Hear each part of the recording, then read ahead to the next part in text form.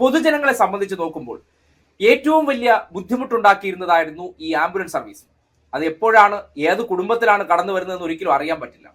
അത് ഒരു നവീകരിക്കാൻ തീരുമാനിക്കാൻ കാരണം തന്നെ മന്ത്രി KB ഗണേഷ് കുമാർ MLA ആയിരുന്ന സന്ദർഭത്തിൽ അദ്ദേഹത്തെ കൊട്ടാരക്കരയിൽ നിന്ന് തിരുവനന്തപുരത്തെ സ്വകാര്യ ആശുപത്രിയിലേക്ക് ഷിഫ്റ്റ് ചെയ്ത സന്ദർഭത്തിൽ ഒരു ആംബുലൻസ് ഡ്രൈവർ അദ്ദേഹത്തിന്റെ 22,000 രൂപ മേടിച്ചു. അതിന്റെ ചുരുക്ക് അല്ലെങ്കിൽ അങ്ങനെ കുത്തഴിഞ്ഞ ആ മേഖലയുടെ ഒരു പ്രവർത്തനം നിയന്ത്രിക്കാൻ വേണ്ടിയാണ് മന്ത്രി ഇപ്പോൾ ഇങ്ങനെ ഒരു തീരുമാനം പ്രഖ്യാപിച്ചിരിക്കുന്നത്. അതായത് താരിഫ് രംഗത്ത് വന്നിരിക്കുകയാണ്. ഇന്ത്യയിൽ മറ്റൊരു സംസ്ഥാനത്തും ഇങ്ങനെ ഒരു തീരുമാനം നടപ്പാക്കിയിട്ടില്ല.